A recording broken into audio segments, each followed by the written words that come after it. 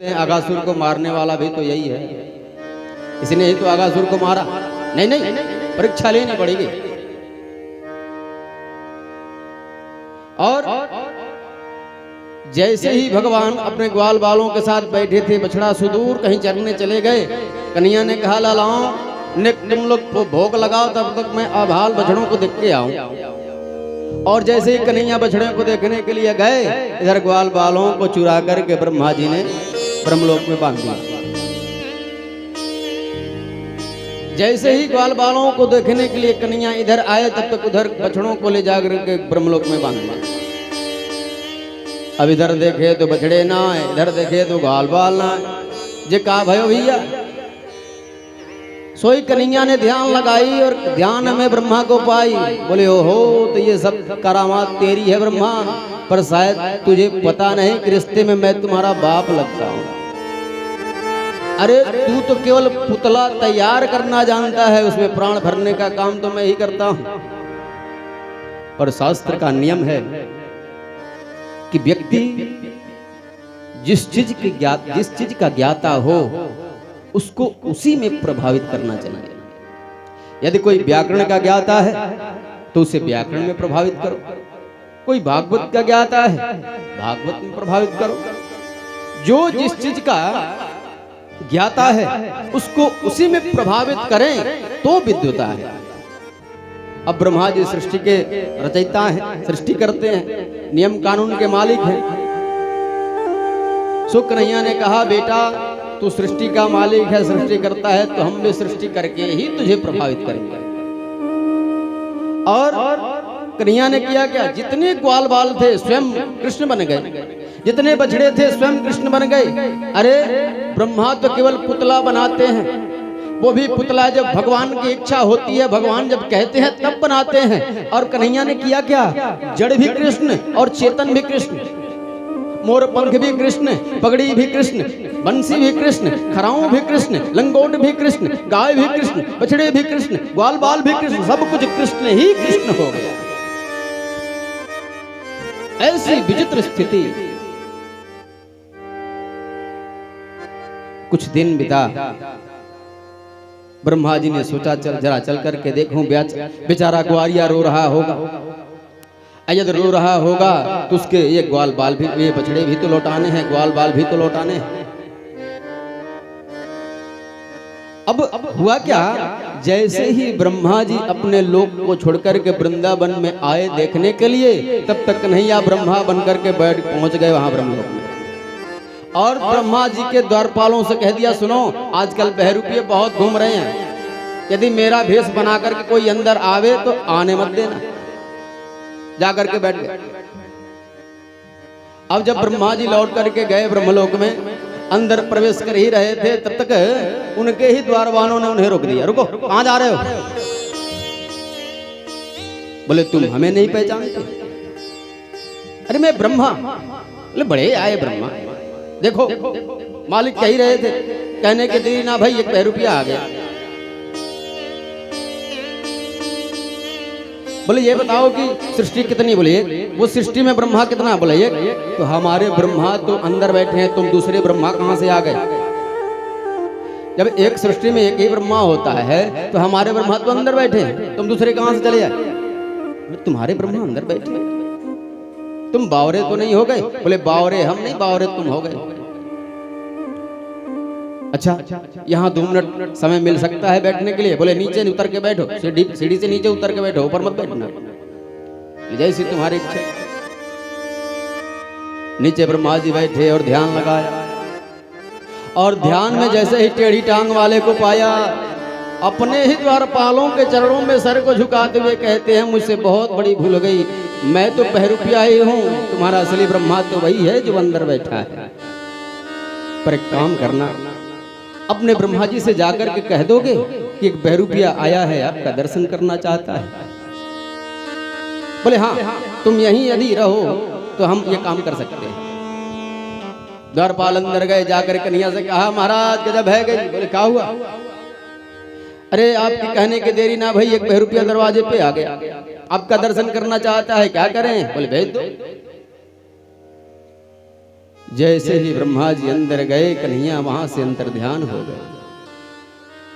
अपने ही उस सिंहासन को पकड़ करके इतने फूट फूट करके रोए, ब्रह्मा मुझसे बहुत बड़ी भूल हो गई, कन्हैया मुझे क्षमा कर दो। और जितने ग्वाल बाल थे, बछड़े थे, सबको ले जाकर के वृंदावन में छोड़ दिया। ये जो ग्वाल बाल में उन्होंने छोड़ दिया, जाकर के जल्दी जल्दी में 3 ही परिक्रमा लगाए, जबकि भगवान की परिक्रमा 4 होती है।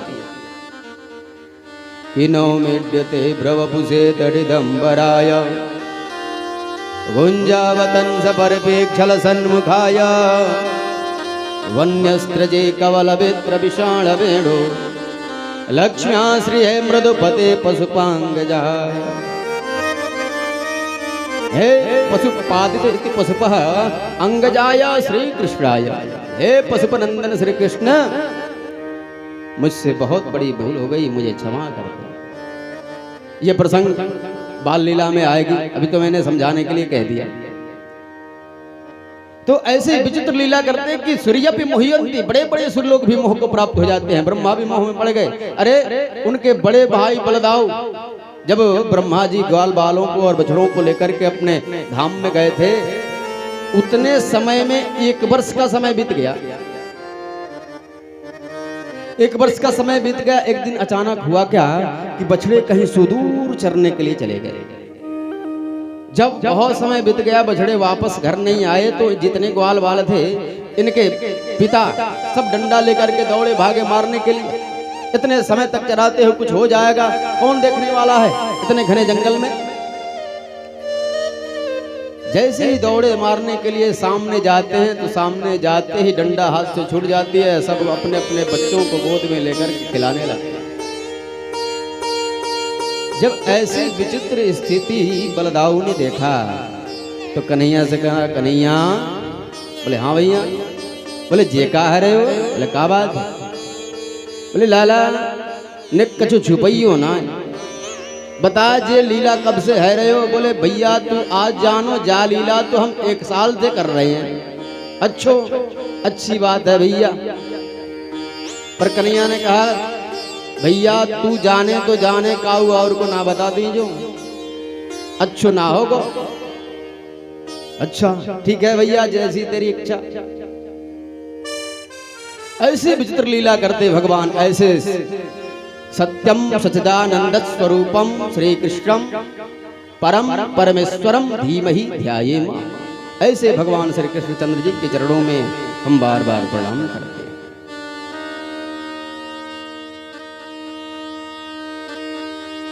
ऋषियों ने प्रश्न कर दिया, महाराज एक होता है धर्म और एक होता है परम धर्म। तो धर्म तो हमने सबने जान लिया कि धर्म न दूसरा सत्य समाना, आगम निगम पुराण बखाना। पर ये परम धर्म क्या है? तो परम धर्म की व्याख्या कर रहे हैं कि धर्म प्रोजित कैतवोत परमो निर्मत्सराणां सतां वेद्यं वास्तवमत्र वस्तु शिवदम् तापत्रयोन्मूलनम्। श्रीमद्भागवते महामुनिकृते किं वा परैरीश्वर सद्योरिद्यवरुध्यते कृतिभिः शुश्रूषुभिः तत्क्षणा। बोले भैया धर्म है सत्य और परम धर्म है कृष्ण की कथा, भागवत कथा। जो निर्लोभी संत हैं, जो निष्कामी संत हैं, उनके जानने योग्य परम धर्म है कृष्ण की कथा, भागवत कथा। बोले क्यों जी, ये कथा करती क्या है? बोले शिवदम शिवम कल्याणम ददाति इति शिवदा। कल्याण करती है कथा। बोले और क्या करती है महाराज? बोले तापत्रयोन्मूलनम, त्रिताप को तो विनष्ट करती ही है, साथ में अन्य जितने भी पाप हैं सबको विनष्ट करती है ये कथा। बोले महाराज इसका प्राकट्य कैसे हुआ?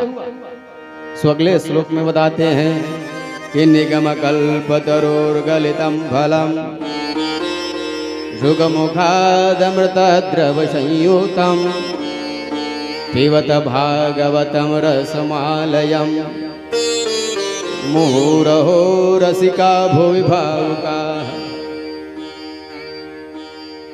नितरां गमयति बुधियति सनिगमो वेदः।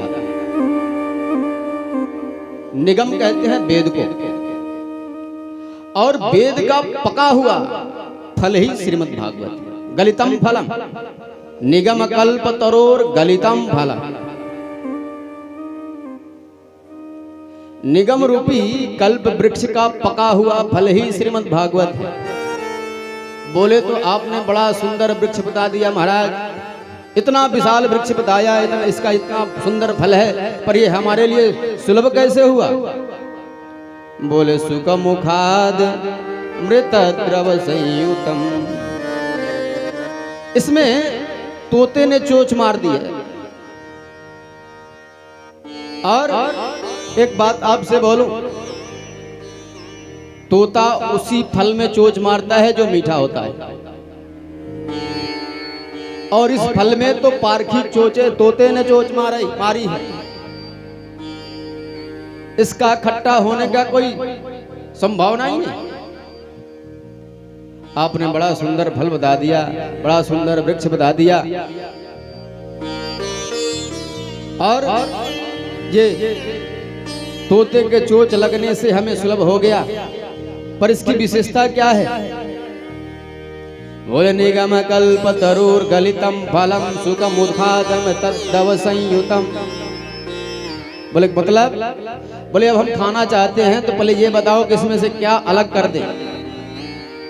बोले अलग कर दे का मतलब क्या है? बोले अरे भले आदमी, कोई भी समझदार व्यक्ति यदि आम का फल खाएगा तो छिलका तो खाएगा नहीं, गुठली तो खाएगा नहीं। आप पहले बता दोगे तो हम उसको पहले ही अंदर अलग करके रख देंगे ना। बोले महाराज इसमें न छिलका होती है न गुठली। बोले तो फिर बिना छिलका और गुठली का ये फल कैसा? बोले अमृत द्रव संयुतम। अमृतत्व तो भरा है इसमें, और वो भी सर्वसाधारण अमृत नहीं, द्रवो मोक्ष रूपी अमृत भरा है। बोले ठीक है महाराज, आपने बड़ा सुंदर अमृत बता दिया, बड़ा सुंदर फल बता दिया, अब खाने हम जा रहे हैं, बताओ कब तक खाएं? बोले आलयम मोक्ष पर्यंतम। जब तक खाते खाते खाते खाते तुम खुद उस रस को पीते स्वयं रसमय न हो जाओ, तब तक पीते ही चलो, पीते ही चलो, पीते ही चलो। जिसने एक बार कथा सुन करके कह दिया कि बस बस बस बहुत हो गया, अरे एक ही कथा एक ही पंडित जी बार बार सुनाते हैं, उसने तो कथा के तत्व को पहचाना ही नहीं, वो तो कहानी सुनने आता है। उसने कथा के तत्व को पहचाना नहीं कि रामचरित जे सुनत यघाहि रस विशेष जाना तिन नाही। जिसने एक बार कथा कह कर दिया कि बस बस एक ही कथा एक ही पंडित जी बार बार सुनना पड़ता है, रहने दो, उसने तो कथा के तत्व को पहचाना ही नहीं। इसलिए तो व्यास जी ने फालतू लोगों को बुलाया ही नहीं। किसको बुलाया महाराज? बोले मुहुरहो रसिका भुवि भावुका। आओ आओ रसिकों, आओ आओ भावुकों, ये प्याऊ आपके लिए मैंने बनाया है, आकर के पियो। बोले क्यों महाराज, क्यों रसिकों और भावुकों को ही क्यों बुलाया? बोले अरे रसिक पिएगा तो खुद रसमय हो जाएगा, भावुक पिएगा तो भावपूर्ण होकर के भक्ति करेगा, भगवत धाम को जाएगा। फालतू लोग आएंगे तो व्यास जी से पूछेंगे कि सुखदेव जी के पिताजी का नाम क्या था, तो सुदामा जी के पिताजी का नाम क्या था। बस उनका जिंदगी इसी में है। आज फलाने वक्ता ने ये बता दिया तो कल वही प्रश्न किसी दूसरे से पूछेंगे। इसलिए फालतू लोगों को बुलाया ही नहीं, रसिकों और भावुकों को बुलाया। अरे उनके चरित्र से क्या रस मिलता है, क्या उपदेश मिलता है, उसको अपने जीवन में उतारो ना। फालतू के बात कह करके प्रश्न कर अच्छा ये बताओ, यदि हमने बता दिया कि सुदामा जी के पिताजी का नाम ये है, तो वो जाकर के तुम क्या करोगे जानकर? क्या होगा उससे? फायदा तो तब होगा कि सुदामा जी के चरण से तुम्हें क्या शिक्षा मिल रही है उसको अपने हृदय में उतारो। इसलिए फालतू लोगों को नहीं बुला। वैसे तो ये सार्वभौमिक है, सार्वभौम में प्याऊ सबके लिए है। पर आपको पता है किसी व्यक्ति को यदि प्यास न लगी हो और वो भूल से भी किसी प्याऊ के पास चला जाए तो प्याऊ वाले से पूछेगा पहले कि भाई पानी पिलाते हो? बोले हाँ महाराज। अच्छा, ये पात्र जो तुमने रखा है जल का, ये रोज धोते हो? बोले बिल्कुल धोते हो। अच्छा, तुम स्नान करते हो कि नहीं? हाँ महाराज, मैं रोज स्नान करता हूँ। अच्छा, इसमें जो जल तुमने भर के रखा है ये हेडपंप का है कि खारा पानी है? बोले नहीं महाराज, मैं हेडपंप का पानी है। अच्छा, 50 प्रश्न करेगा क्योंकि उसे पीना तो है नहीं। और वही व्यक्ति कभी किसी वक्त किसी रेगिस्तान में फंस जाए और वहां कुछ दूर दूर तक कहीं पानी न दिखे, अचानक एक गड्ढे में पानी दिख जाए तो बात समझ में आएगी ये मीठा है कि खारा है, गंदा है कि स्वच्छ है? कुछ समझ में नहीं आता क्योंकि वो पिपासु है, उसको प्यास लगी है। इसलिए व्यास जी ने विशेष जोर दिया। वैसे तो सार्वभौम है, सार्वभौमिक है, सबके लिए प्याऊ बनाया है, पर दो लोगों को विशेष रूप से बुलाया, रसिका और भाव का। आओ पियो, ये रस हमने तुम्हारे लिए बना करके रखा है। महात्मा के किंचित प्रश्नों को सुनकर के शौनकाद ऋषियों को बड़ा अच्छा लगा। उन्होंने सूत जी से मन मनाया और कहा यदि आपको ज्यादा बुरा ना लगे तो हमारी कुछ जिज्ञासा है। बोले क्या? बोले जिज्ञासा ये है, हमारे मन में 6 प्रश्न दौड़ रहे हैं, यदि आपकी इच्छा हो तो हम पूछें? बोले पूछो। ध्यान देना, ये जो 6 प्रश्न है जो शौनकाद ऋषियों ने सूत जी से पूछा, इन्हीं 6 प्रश्न के आधार पर 7 दिन भागवत जी की कथा होती है। मुख्य यही 6 प्रश्न हैं। अन्य जितने भी प्रश्न आएंगे वो सब इसके अंतर्गत ही होंगे, पर मूलतः यही 6 प्रश्न हैं जिसके आधार पर 7 दिन भागवत जी की कथा चलती है। पर मुझे लगता है कि 6 प्रश्न सुनाई दे। पहला प्रश्न हमारा यह है आपसे शुद्धि कि मानव का कल्याण कैसे हो। पुंसा मेका सतः श्रेयः स्पन्नः संसितुमर्हसि। क्या गंगा स्नान करने से मुक्ति मिलती है? जीवन पर्यंत तीर्थों में रहने से मुक्ति मिलती है? धामों में वास करने से मुक्ति मिलती है? कैसे कल्याण हो मानव का? हमारा पहला प्रश्न है। और दूसरा प्रश्न हमारा यह है कि मंदिर में हम कभी जाते हैं तो मन थोड़ा भ्रमित सा रहता है। कौन ऐसा एक देव है, कोई ऐसा एक देव बता दो, देवता जिसका हम पूजन कर लें तो सभी देवी देवताओं की पूजन हो जाए। एक कोई ऐसा देवता बता दो। तीसरा प्रश्न हमारा यह है कि भगवान का वेद में नाम है अजन्मा। अब अजन्मा उसको कहते हैं जिसका कभी जन्म नहीं होता। फिर वसुदेवस्य देवक्या जातो यस्य जगर्षया। प्रिय वसुदेव देवकी का पुत्र कैसे कहलाया? दशरथ नंदन राम कैसे कहलाया? ये हमारा तीसरा प्रश्न है। चौथा प्रश्न हमारा यह है कि चलो मान लेते हैं भगवान जन्म नहीं लेते, अवतार लेकर आते हैं, तो अवतार भी लेकर के आते हैं तो कितने हमें प्रमाण चाहिए? कोई कहता 10 अवतार, कोई कहता 20 अवतार, संत कहते हरि अनंत हरि कथा अनंता, कोई कहता 24 अवतार। कितने अवतार? हमें प्रमाण चाहिए। पांचवा प्रश्न हमारा यह है कि यतः साधु त्रयत सारम समोधृत मनीषया।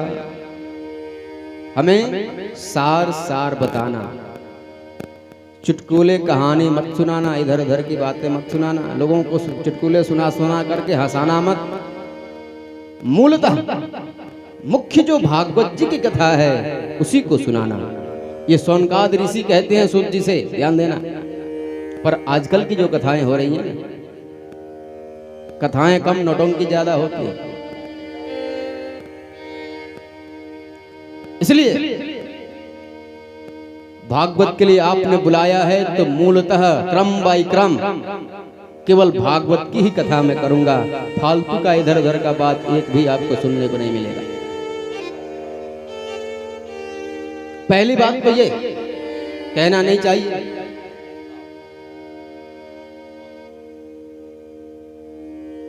लिखा है भागवत में, विरक्तो वैष्णवो विप्रो वेद शास्त्र विशुद्धिकृत। वैष्णव को छोड़कर के किसी दूसरे अन्य को भागवत कहने का अधिकार है ही नहीं।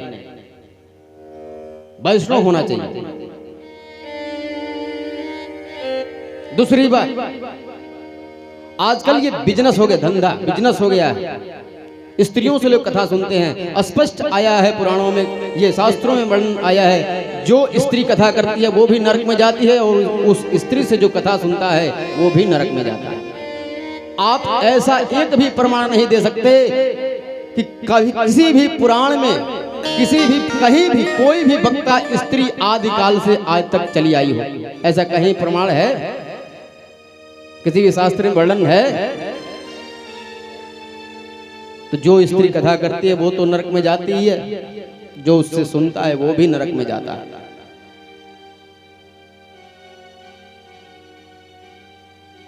किसी भी पुराण का वक्ता कोई स्त्री आपने किसी भी पुस्तक में नहीं पढ़ा होगा, पुरुष ही रहा है।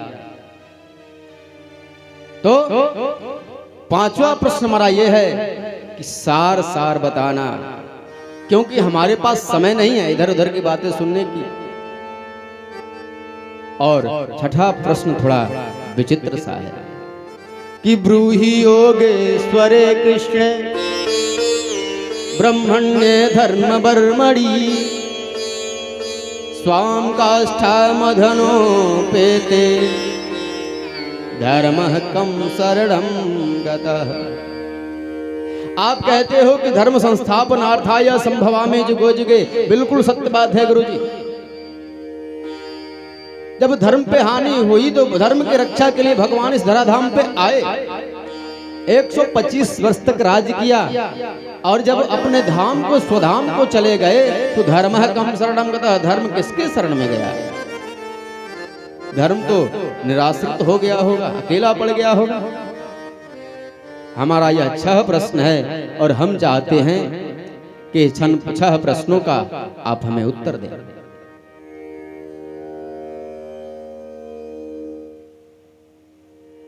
सूत जी देखिए, 2 सूत हुए जो पुराण के वक्ता हैं। एक का नाम है रोमहर्षण, दूसरे का नाम है उग्र सर्वा।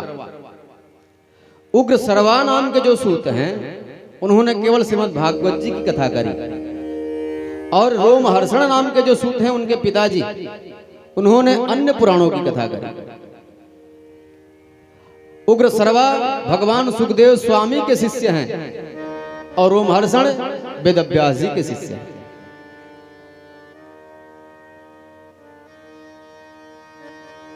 सूत जी ने मन बनाया और ऋषियों के प्रश्न इतने सुंदर लगे, क्योंकि ऋषियों ने उन 6 प्रश्नों में अपने लिए कोई प्रश्न नहीं किया था, वो सभी प्रश्न संसार के कल्याण के लिए थे। कहा, ऋषियों मैं चाहता हूं कि आपके प्रश्नों का उत्तर देने से पहले अपने गुरुदेव भगवान सुखदेव स्वामी का मैं वंदन कर लूं। और भगवान सुखदेव स्वामी का वंदन कर रहे हैं। हिरे मन मूरख कब तक जग में जीवन व्यर्थ गवाएगा। हरे मन मूरख कब तक जग में जीवन व्यर्थ गवाएगा। मन मूरख कब तक जग में जीवन व्यर्थ गवाएगा।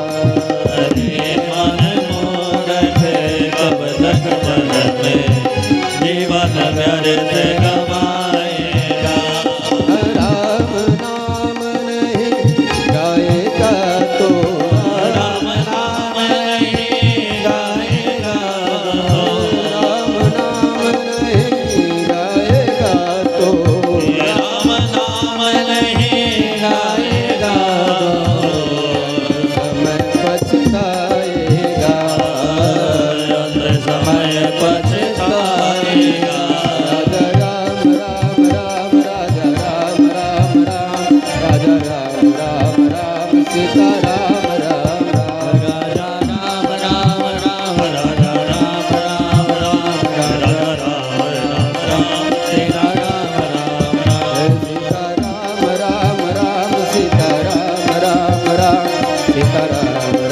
राम राजा राम राम राम राम राम राम सीता राम राम राम सीता राम राम राम राजा राम राम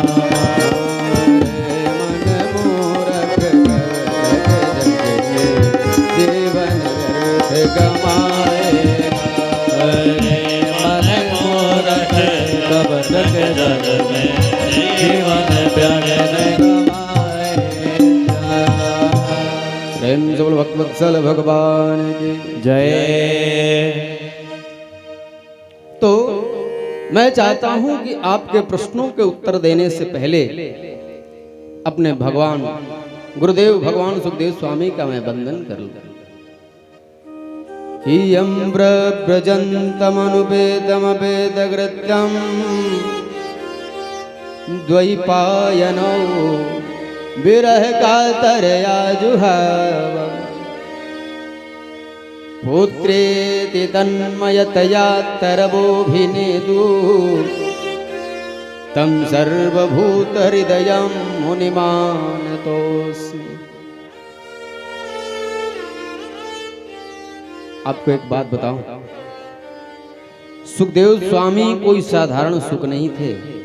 कहते हैं कि गोलोक धाम में राधा रानी के गोद में खेला करते थे और कन्हैया के पास कोई भी पत्र भेजना होता तो सुखदेव जी ही लेकर जाया करते थे। एक दिन मैया राधा ने कहा, बेटा अब तुझे पृथ्वी लोक पे जाना चाहिए। भगवान सुखदेव ने कहा, नहीं मैया मैं पृथ्वी लोक को नहीं जाता। बोले क्यों? बोले विष्णु की माया घेर लेती है और यदि एक बार भी विष्णु की माया ने मुझे घेर लिया मैया तो फिर मैं तेरे गोद के लायक नहीं रह जाऊंगा, इसलिए मैं नहीं जाता। राधा मैया ने कहा, बेटा हम तुम्हें वचन देते हैं कि तुझे विष्णु की माया नहीं घेरेगी। वहां तुम जाओ, भागवत धर्म का प्रचार प्रसार करना है, इसलिए तुम जाओ।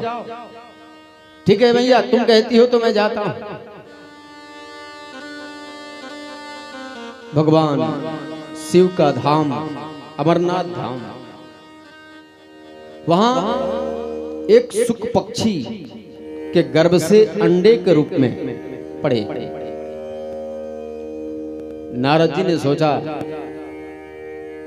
कि सुखदेव जी का अवतार होने वाला है, भगवत धर्म का प्रचार प्रसार होगा तो इसमें कुछ काम तो करना पड़ेगा, क्योंकि बिना नारद के काम के तो कुछ होने वाला है नहीं।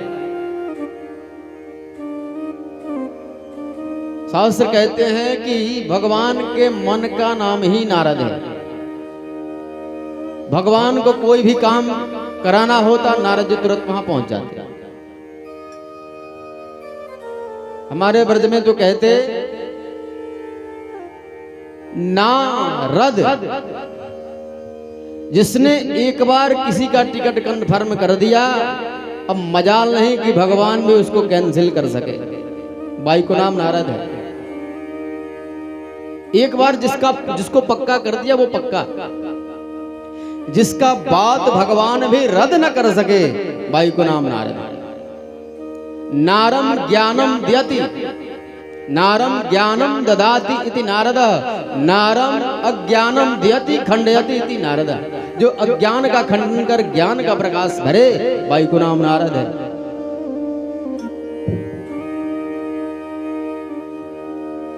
मुझे तो कुछ करना चाहिए। अब नारद जी सीधे अंदर प्रवेश कर गए, जहां मैया अंदर कुटिया में भोग बना रही थी और बाबा बैठे माला सटका रहे थे। जैसे ही अंदर गए, माता सती ने नारद जी को देखा, नारद जी ने मैया को देखा, दोनों ने एक दूसरे को प्रणाम किया। अब मैया तो नारद जी को इसलिए प्रणाम कर रही हैं क्योंकि लीला में इन्होंने ही विवाह कराया था भगवान शंकर से, तो गुरु मानती हैं। और नारद इसलिए प्रणाम कर रहे हैं क्योंकि वो तो है ही जगत जननी, सबकी माता है। मैया ने कहा नारद जी आजकल आप आते नहीं, क्या बात है? नारद जी ने कहा क्या आना और क्या जाना, मैया आजकल प्रेम तो रहा नहीं, सब दिखावे के प्रेम करते हैं। अब प्रेम हो तब तो हम कहीं जाएं, सब स्वार्थी हो गए हैं मैया, आजकल कोई सच्चा प्रेम करने वाला है नहीं इस दुनिया में। मैया ने कहा तुम कुछ भी कहो नारद जी, पर मेरे पति तो मुझसे बहुत प्रेम करते हैं। अरे तुम्हें पता है नारद, वो जो मंत्र में कान में मंत्र मिलता है, गुरु मंत्र, वो किसी को बताना नहीं चाहिए। मैं बताओ मेरे पति इतने भोले हैं कि वो भी बता देते। अरे ये सब तो छोड़ो, आज समाधि में भगवान ने किस रूप का दर्शन किया भगवान के, वो भी मुझे बता देते हैं। बताओ अब इतना भोला भी कोई होगा? बोले मैया वो सब तो ठीक है, सब बता देते हैं, अच्छी बात है, फिर ये भी तो बताया ही होगा। बोले क्या? अरे वो जो मुंडों का माला धारण कर करते हैं वो किस चीज का है, कभी बताया आपको? अब तो मैया चक्कर में पड़ गई, ये कभी तो बताया ही नहीं। अरे तो प्रेम का खाक करते हैं, बताओ आपको बताया नहीं? मुंडों की माला कई जन्मों से वो धारण करके रखते हैं, कई वर्षों से धारण करके रखते हैं, वो आपको कभी उन्होंने बताया नहीं, और आप कहती हो कि हमसे प्रेम करते हैं। मैया संभल जा, आजकल कोई प्रेमी रहा नहीं, सब ये मिथ्या है, सब स्वार्थी हो गए हैं। मैं कह रहा हूं आने दो उनको, आने दो, आज मैं बताऊंगी आपने ये मुझसे छिपा करके क्यों रखा। बोले देखो मैया, आपको जो करना होगा सो करो, मैं तो चला। अब नारद जी वहां से कुटिया से निकले और बाबा बाहर बैठे थे समाधि में, धीरे धीरे से कान में कह भी दिए, बाबा जल्दी अंदर पधारो, मैया तुम्हें खोज रही है। अब वहां से चल दिए। भोले बाबा ने कहा नारद तुम मेरे घर से आ रहे हो, तुम मेरे घर से होकर के आओ और मैया तुम्हारी मुझे ना खोजे, ऐसा कभी हुआ है? तुम यदि मेरे घर से होकर के आ रहे हो तो तुम्हारी मैया मुझे जरूर खोज रही होंगी। अब तो जाना ही पड़ेगा। जैसे ही बाबा अंदर आए, दरवाजे पे ही मैया ने रोक दिया, रुको, मुझे नहीं पता था कि तुम इतने काले हो, इतने कपटी हो। आज मुझे पूर्ण विश्वास हो गया कि तुम ऊपर से भी काले और अंदर से भी काले हो। बाबा ने कहा अरे देवी, काला तो वो होता है जो कपटी होता है। मैंने क्या किया? बोले आपने क्या किया? आपको जैसे आपको पता ही नहीं कि आपने क्या किया। इतनी बड़ी बात आपने मुझसे छुपा ली और कहते हो कि मैंने क्या किया। अरे भाई तो पूछ रहा हूं, बताओ मैंने क्या किया? आपने ये मुझसे क्यों छुपाया? आपने ये मुंडों की माला धारण करके रखा है, ये किस चीज का है, कभी आपने मुझे बताया? बोले अरे देवी तुम बहुत बावरी हो। मैं बावरी नहीं, वो तो भला हो उस नारद का जिसने मेरी आंखें खोल दी, जिसने मुझे बता दिया। अरे देवी मुझे लगता है कि नारद ने तुम्हारी आंखें कुछ ज्यादा ही खोल दी। तुम्हें पता भी है कि ये मुंडों की माला किस चीज का है? बोले किस चीज का है? अरे देवी जब जब संसार के कल्याण के लिए तुमने अपने शरीर का परित्याग किया, तब तब तुम्हारे ही स्मरण के लिए तुम्हारे ही मुंडों की माला में हमेशा अपने गले में धारण करके रखता हूं। ये किसी दूसरे का गले का मुंडों का माला नहीं है। माता पार्वती ने पूछा क्यों जी, ये हुआ कैसे? बोले ये सब तो अमर कथा का प्रभाव है। बोले वो कथा हम भी सुनना चाहती हैं। अब होना क्या था महाराज, भगवान शिव बन गए वक्ता, माता पार्वती बन गई श्रोता, और भागवत जी की कथा प्रारंभ हो गई। और इधर जो अंडे के रूप में पड़ा था ना वो सुख पक्षी, वो अंडा फूट गया, उसमें जीव प्रादुर्भाव हो गया। अब इधर भगवान शंकर कथा सुना रहे हैं माता पार्वती को। माता पार्वती सुन रही हैं। आपने देखा होगा गांव में जब कथा होती है तो कहने वाला जब कहता है कथा तो बीच में सुनने वाले हूं का उच्चारण करते हैं ना। माता पार्वती भी कर रही थी। करते करते आ गई जोर से नींद, वो सो गई। पीछे बैठा था वो सुख पक्षी, तोते का बालक। अब वो हूं का उच्चारण कर रहा है। ये कथा सुनाते जा रहे, वो हूँ का उच्चारण कर रहा है पीछे से। जब कथा संपन्न हुई, विश्राम हुआ, तो भगवान शंकर जब नेत्र खोल करके देखते हैं तो ये तो सामने सोई पड़ी है, तो फिर ये हूँ का उच्चारण कर बन रहा था।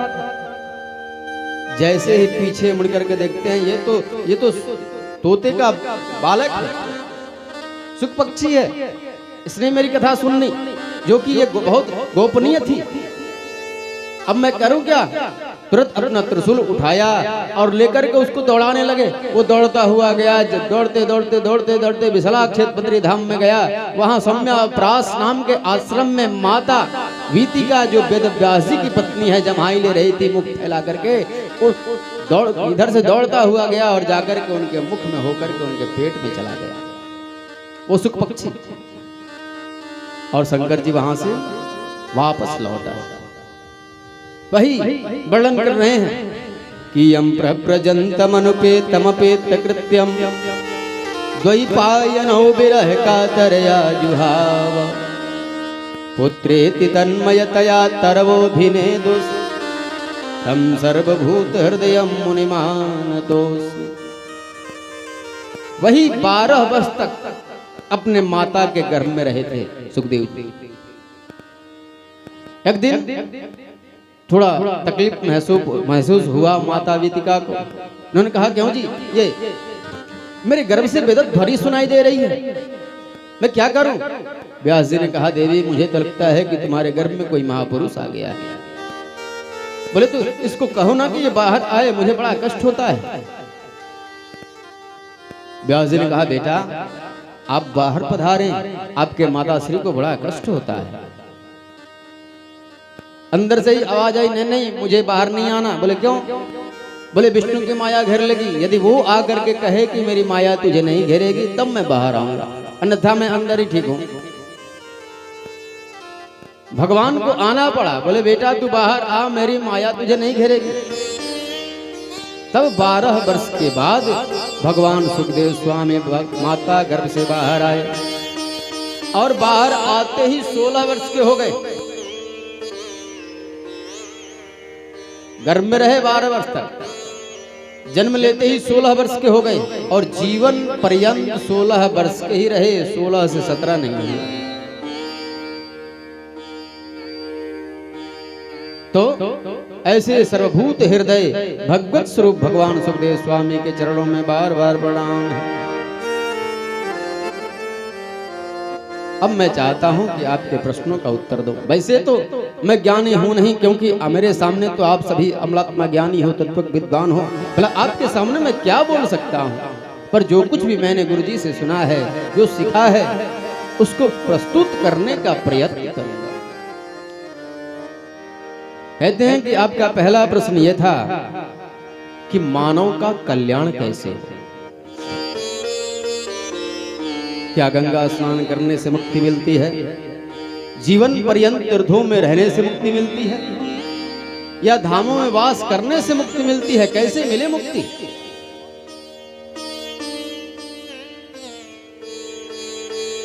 सुध जी कहते हैं कि यदि मानव अपना कल्याण चाहता है तो है तु क्यों प्रतिहता ययात्मानस्थं प्रसीदति।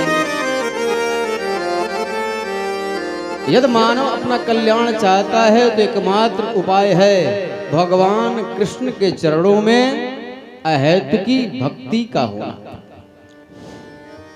भगवान की भक्ति हम इसलिए नहीं करें कि उस भक्ति के बदले हमें कुछ चाहिए, नहीं, उस भक्ति की कोई हेतु नहीं होनी चाहिए। अहेतु की भक्ति। मंदिर में हम इसलिए नहीं जाएं कि मंदिर में जाने से हमें कुछ मिलेगा, बल्कि मंदिर में हम इसलिए जाएं कि मंदिर में जाना हमारा धर्म है। जाओगे, मांगोगे तो क्या मिलेगा? भगवान पागल है? 2 रुपये का कपूर जला लिया, असुख संपत्ति घर आवे, कष्ट मिटे तन का,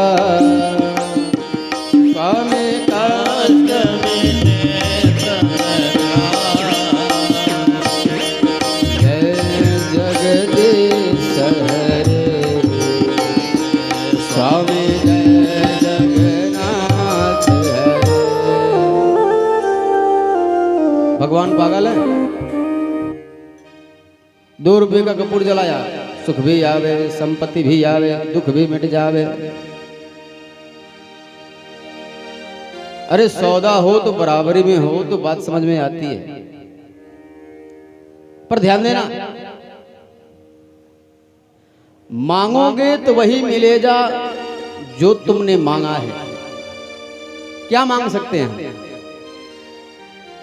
ज्यादा मांग होगी तो धन संपत्ति मांग लेंगे, नाती पोते मांग लेंगे, मकान दुकान मांग लेंगे, इसे राज्य का मालिक होना मांग लेंगे, सृष्टि का मालिक होना मांग लेंगे। इससे बड़ी मांग तो हमारी हो ही नहीं सकती। पर मांगोगे तो वही मिलेगा जो तुमने मांगा है। पर नहीं मांगने पर जब वो अपने स्तर से देगा तो वो तुम्हें प्रदान कर देगा जिसका तुमने कभी कल्पना न की होगी। क्योंकि मांगा तो उससे जाता है जिसको पता नहीं कि मुझे क्या चाहिए। अब मैया को पता नहीं कि बेटा को भूख लगा है, तो बेटा बालक जब रोता है तो माँ उसको दूध पिलाती है, क्योंकि उसे पता नहीं। लेकिन जो घट घट में वास करता है, जो कण कण में वास करता है, जो तुम्हारे हृदय में भी विद्यमान है, तो क्या उसे पता नहीं कि तुम्हें क्या चाहिए? फिर हम क्यों मांगते हैं उससे? फिर हम मांगकर तो अपने नजर में उसको छोटा दिखाना चाहते हैं, जैसे कि तुम्हें पता ही नहीं कि मुझे क्या चाहिए, तभी तो हम मांग रहे हैं। भक्ति में मांगना मना है। दक्षिण में एक संत हुए, राम जी के पास बैठे थे, भक्ति कर रहे थे, और जब मांगने की बारी आई तो उस संत ने क्या मांगा कि यदि मैं मांगूं तुझे पर तुम कुछ न देना मुझे, वरना आशिक नहीं मजदूर हो जाऊंगा मैं। राम जी, यदि मैं आपसे कुछ मांगने की गलती करूं भी तो आप मुझे कुछ देने की गलती मत करना, वरना मैं भक्त नहीं मजदूर हो जाऊंगा। मैंने आपकी भक्ति करी, उसके बदले आप मुझे कुछ दे दो, तो फिर मेरा और आपका संबंध क्या रहा? मैं 20 रुपया लेकर के आज चीनी खरीदने शक्कर खरीद लिया, उसको 20 रुपया दे दिया, तो फिर मेरा और उसका संबंध क्या रहा? मैंने मजदूरी करी, उसके बदले आप मुझे दक्षिणा दे दो। इसलिए मैं मांगने की गलती करूं भी तो आप मुझे देने की गलती मत करना, वरना मैं भक्त नहीं मजदूर हो जाऊंगा। बोले महाराज, जब मांगने को आप मना करते हो तो फिर ये मांगना शब्द बना क्यों? बोले मांगना बना मांगने के लिए, फिर मांगने को तो आप मना करते हो। भले पहले ये तो जानो कि मांगना क्या है।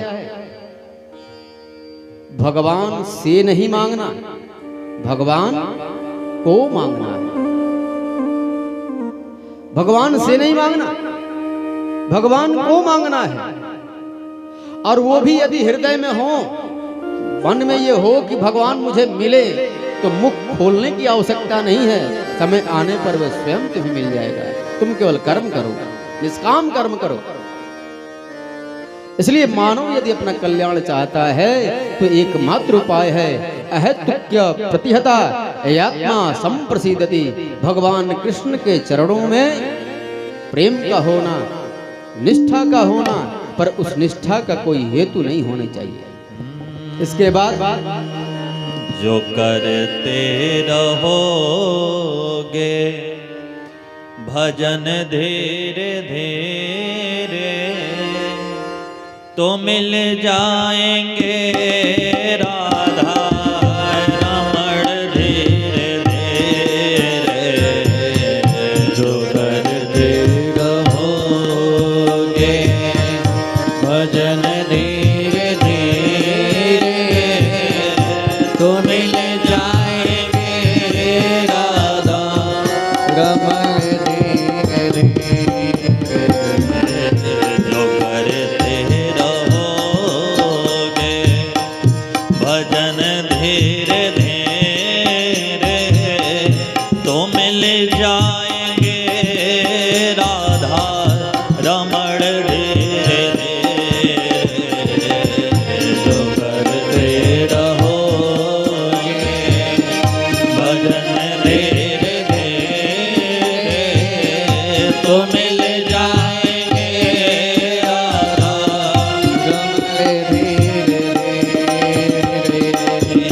अगर प्रभु से मिलने की दिल में तमन्ना अगर प्रभु से मिलने की दिल में तमन्ना अगर प्रभु से मिलने की दिल में तमन्ना अगर प्रभु से मिलाने की दिल में तमन्ना अगर प्रभु से मिलने की दिल में तमन्ना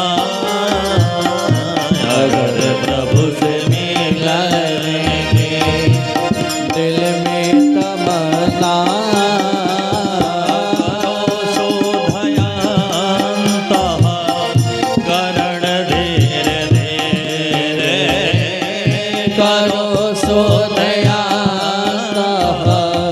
करण धीरे धीरे कोई काम दुनिया में मुश्किल नहीं है कोई काम दुनिया में मुश्किल नहीं है कोई काम दुनिया में जय हो मुश्किल नहीं है कोई काम दुनिया में मुश्किल नहीं है कोई काम दुनिया में मुश्किल नहीं है कोई काम दुनिया में मुश्किल नहीं है जो करते रहोगे यत्न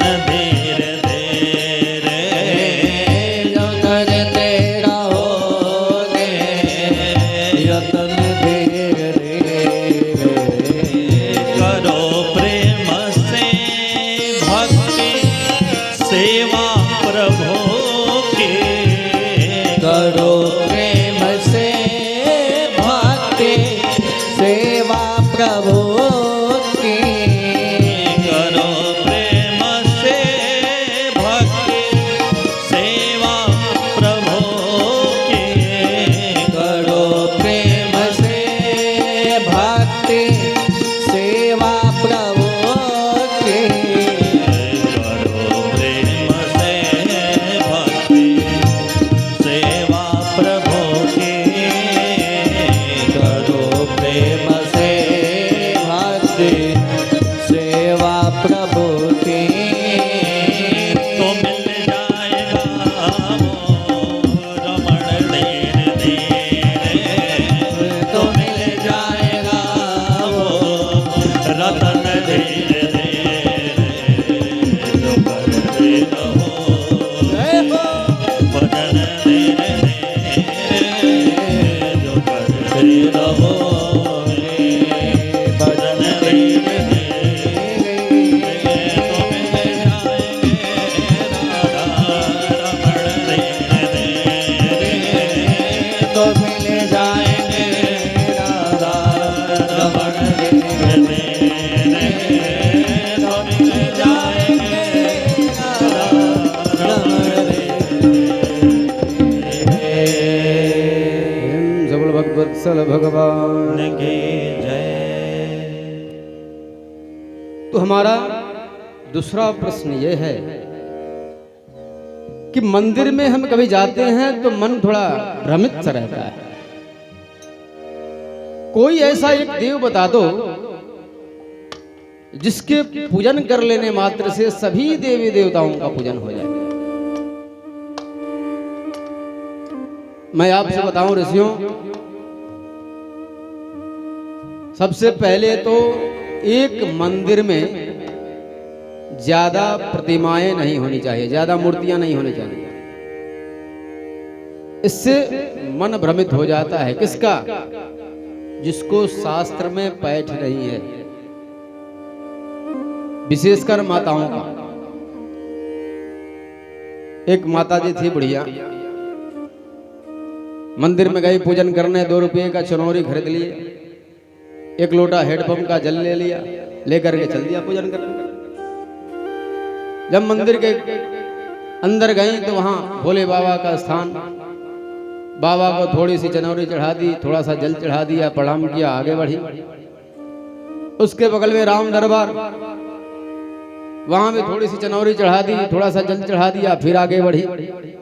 फिर वो माता जी का स्थान, वहां भी थोड़ी सी चनौरी चढ़ा दी, थोड़ा जल चढ़ा दिया, आगे बढ़ी तो चनौरी भी खत्म और जल भी खत्म। अभी हनुमान जी रह गए। अब वो रास्ता भर सोचती जाएगी, भगवान हनुमान जी क्या सोचेंगे, देखो सबको कुछ न कुछ चढ़ा गई, मुझे तो भूखे ही मार गई, मुझे कुछ नहीं चढ़ाया, सबको कुछ न कुछ चढ़ाया। अरे थोड़ा सा मुझे भी चढ़ा देती तो क्या जाता उसका, पर देखो कुछ नहीं चढ़ाया। वो रास्ते भर सोचते जाएगी। तो शास्त्र में जिसका पैठ नहीं, शास्त्र का ज्ञान नहीं, उसका मन भ्रमित हो ही जाता है। इसलिए एक मंदिर में ज्यादा प्रतिमाएं, मूर्तियां नहीं लगानी चाहिए। दूसरी बात, भक्ति करनी है तो जीवन में सबसे पहले एक इष्ट बनाओ। इष्ट का मतलब होता है जो आपको गुरु मंत्र मिला है ना, तो जिस देवता का मंत्र मिला है वही आपके इष्ट हैं। और अपने निष्ठा केवल उसी इष्ट में रखो। पूजन सबकी करो, पर कुछ भी मांगना हो तो अपने इष्ट से मांगो, सबसे मत मांगो। विशेषकर ये जो माताएं बैठी है ना, बहुत भक्ता हैं। भगवान न करे घर में कुछ हो गया किसी को, अगर सामने ब्रह्म बाबा का स्थान है तो हे बाबा यदि मेरे बहुत ठीक हो गए तो आपके यहाँ से काम कराऊंगा। और यहीं से कुछ दूर बगल में ही मैया जी का स्थान है, वहां भी जाकर के भाग आएंगे, मैया यदि आप मेरे बहुत ठीक हो गए तो आपके यहाँ कढ़ाई चढ़ाऊंगा। बगल में ही शंकर जी, उनको क्यों छोड़ दे भाई। बाबा मेरी यदि वो ठीक हो गए तो आपके यहाँ अभिषेक कराऊंगा, कर लो बाबा। तो बचाने ना बाबा आए, ना मैया आई, और न ब्रह्म बाबा आए। अरे एक पे विश्वास हो तब तो कोई काम हो, एक पे विश्वास है ही नहीं, इसलिए इनका काम नहीं होता। यही कारण। तो जीवन में सबसे पहले इष्ट बनाओ। पूजन सबका करो, पर मांगो अपने केवल इष्ट से, जो आप जिसको आप ज्यादा मानते हो। जिस देवता को आप सबसे ज्यादा मानते हो वही आपका इष्ट है। तो कुछ भी मांगना हो तो आप उसी से मांगो, सबसे मत मांगो। 2 मित्र थे, दोनों जा रहे थे कहीं यात्रा में, नदी पार करनी थी, दोनों नाव में बैठे थे। एक था हनुमान जी का भक्त, दूसरा तो बहुत बड़ा पंडित था। दोनों जा रहे थे, अचानक तूफान आया और पानी का धारा तेज हो गया। तेज होने के बाद वो नाव डूबने लगा। अब दोनों भगवान को चिल्ला रहे हैं। एक कहता है हे बाबा मेरी रक्षा करो, फिर कहता है हे मैया मेरी रक्षा करो, हे दुर्गा जी, हे काली माई, हे हनुमान जी, हे शंकर भगवान, हे विष्णु भगवान मेरी रक्षा करो। और दूसरा जो बैठा था, जो कम पढ़ा लिखा था, उसने कहा हे बजरंगबली मेरी रक्षा करो। वो तो पानी का बहाव जोर से आया, उसको ऐसे पानी ने उछाला कि वो बाहर चला गया। और ये जो सभी देवी देवताओं का स्मरण कर रहे थे उसी में डूब के मर गए। जब वो भगवान शंकर को याद कर रहा था तो भगवान शंकर चले बचाने के लिए, तब तक कहता है हे दुर्गा जी मेरी रक्षा करो। बाबा वहीं से लौट गए। अब दुर्गा जी आने लगी। अभी दुर्गा जी आधे रास्ते तक आई ही थी, तब तक कहता है हे हनुमान जी मेरी रक्षा करो। दुर्गा जी वहीं से लौट गए। हनुमान जी थोड़े देर आ ही रहे, तब तक कहता है विष्णु भगवान मेरी रक्षा करो। हनुमान जी वहीं से लौट गए। अभी आने जाने में ही वो डूब के मर गया। उसको एक में निष्ठा थी हनुमान जी में, इसलिए वो बच गया, और इसको किसी पे निष्ठा थी ही नहीं। वो सबको जानता था, इसलिए वो डूब के मर गया। इसलिए जीवन में एक इष्ट बनाओ और अपनी निष्ठा उसी में रखो। पूजन सबकी करो। मैं ये नहीं कहता कि एक को पूजो और सबको छोड़ दो, नहीं। अनन्य भक्त होने का मतलब ये नहीं कि एक को पूजो सबको छोड़ो, नहीं। पूजन सबकी करनी है, पर मांगना केवल अपने इष्ट से। अब पतिव्रता होने का मतलब ये नहीं कि सास को गाली दो, ससुर को झाड़ा लगाओ, देवर को डंडा लगाओ और पति से प्रेम करो। ऐसा बिल्कुल नहीं। देवर को भी प्रेम करो, सासू माता को भी प्रेम करो, ससुर का भी इज्जत करो। अरे पति तो पति है, पति का स्थान कोई थोड़ी न ले सकता है। पर इसका मतलब ये थोड़ी है कि पतिव्रता है तो सबको झाड़ा लगाएंगे, नहीं। वैसे ही इष्ट तो इष्ट है। कुछ भी मांगना हो तो अपने इष्ट से मांगो। पूजन सबकी करो, किसी को छोड़ो नहीं। एक की निंदा, सबकी निंदा और एक की प्रशंसा नहीं। निंदा किसी की नहीं, निष्ठा एक में। यदि मान लो आपके इष्ट भगवान शंकर हैं और यहाँ माता दुर्गा का स्थान है, तो आप माता दुर्गा के स्थान पे जाओ, वहाँ मैया जी को प्रणाम करो, और मैया जी को प्रणाम करके जब वहाँ से उठो तो धीरे से मैया से बोल दो, मैया यदि मेरी पूजा से आप प्रसन्न हो तो एक ही वर दे दो। बाबा की भक्ति आजकल बहुत कम हो गई है, भोले शंकर की भक्ति आजकल बहुत कम हो गई है। यदि आप प्रसन्न हो तो एक ही वर दे दो कि आजकल जो भक्ति कम हुई है वो और दुगुनी हो जाए। तो पूजा किसको? माता को, और मांगा किसको? अपने इष्ट को। नियम्य होनी चाहिए। किसको पूजे और किसको छोड़े। कौन ऐसा एक देव है जिसके पूजन कर लेने मात्र से सभी देवी देवताओं का पूजन हो जाए? तो कहते हैं कि व्यक्ति यदि विद्वान बनना चाहता है तो भगवान शंकर की उपासना करे। विद्या कामस्तु गिरिशम। यदि व्यक्ति किसी के घर में हमेशा कलह मचा ही रहता हो, पति पत्नी में हमेशा झगड़ा लगा ही रहता हो, ओ माँ, अभी जो समय चल रहा है ना नवरात्रि, मैया की उपासना करे, पति पत्नी का झगड़ा हमेशा के लिए छूट जाएगा। पर निष्ठा होनी चाहिए, दिखावे की भक्ति नहीं। व्यक्ति यदि सुंदर बनना चाहता है तो गंधर्वों की उपासना करे, राजपद पाना चाहता है तो मनुओं की उपासना करे। पर प्रश्न किया महाराज, जिसकी कोई कामना ना हो वो किसकी उपासना करे? बोले वो श्रीमन नारायण की उपासना करे। बोले जब कोई कामना ही नहीं तो फिर नारायण की उपासना क्यों? बोले मूलम ही विष्णुर्देवाना अकाम सर्व कामो वा मोक्ष काम उदारधि ते प्रेण भक्ति योगेन यजेता पुरुष परम। प्राणी कामना रहित हो तो भी और कामना से पूर्ण हो तो भी, ये जो मानव शरीर मिला है ये उपासना के लिए ही मिला है। भोजन तो जानवर भी करते हैं, सोते वो भी हैं, चलते वो भी हैं, लेकिन मानव शरीर केवल और केवल उपासना के लिए मिला है, क्योंकि यह मानव शरीर से ही संभव है, जानवर नहीं कर सकते।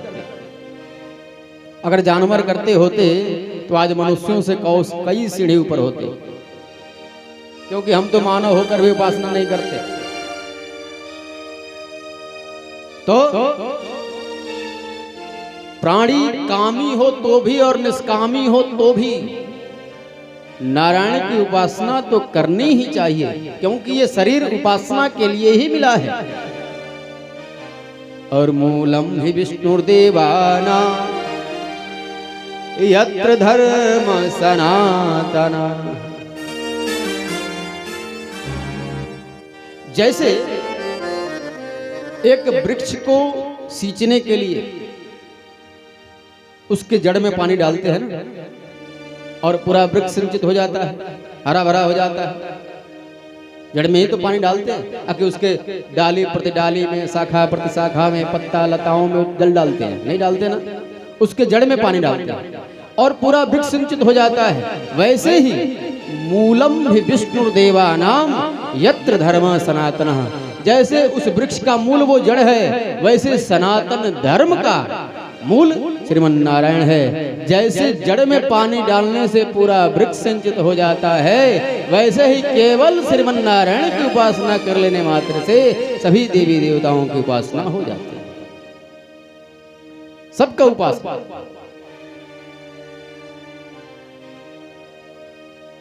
इसलिए भगवान नारायण सभी देवी देवताओं के मूल हैं और उनके शाखा प्रतिशाखा डाली पत्तों में अन्य सब देवता हैं। आकाशात् पतितं तोयं यथा गच्छति सागरं सर्वदेव नमस्कारं केशवं प्रतिगच्छति।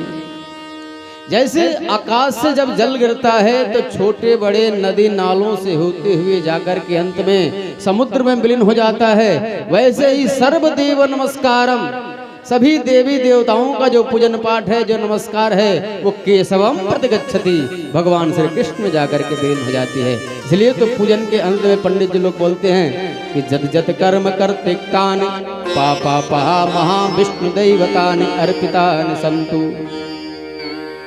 जो जो कर्म आपने किया, हमने किया, वो सब भगवान विष्णु में जाकर के विलीन हो जाए, वहीं से उस पूजन का फल प्राप्त होता है। इसलिए नारायण की उपासना कर लेने मात्र से सभी देवी देवताओं की पूजन हो जाए। तीसरा प्रश्न आपका यह था कि वेद में भगवान का नाम है अजन्मा, तो फिर वसुदेवस्य देवक्याम जातो यस्य चिकीर्षया, यह वसुदेव देवकी का पुत्र कैसे कहलाया। तो मैं आपसे पूछना चाहता हूं ऋषियों कि ईश्वर किसको कहते हैं? बोले स्वच्छंद गतिरीश्वरम, जो सब कुछ करते हुए भी कुछ नहीं करता और कुछ नहीं करते हुए भी सब कुछ करने का सामर्थ्य रखता है, उसी को तो ईश्वर कहते हैं। वो अजन्मा होते हुए भी अनेकों जन्म ले सकता है और अनेकों जन्म लेने के बाद भी वो अजन्मा है, कुछ भी कर सकता है। चौथा प्रश्न आपका यह था कि भगवान जन्म लेकर के नहीं आते हैं, अवतार लेकर के आते हैं। तो अवतार भी लेकर के आते हैं तो कितने? कोई कहता 10 अवतार, कोई कहता 20 अवतार, संत कहते हरि अनंत, हरि कथा अनंत। हमें प्रमाण चाहिए। सूत जी ने कहा कि वैसे तो संतों की बात सत्य है कि हरि अनंत है, उनकी कथा भी अनंत है, पर मुख्य उन सभी अवतारों में मुख्य 24 अवतार हैं जिनका भागवत में वर्णन है। सूत जी कह रहे हैं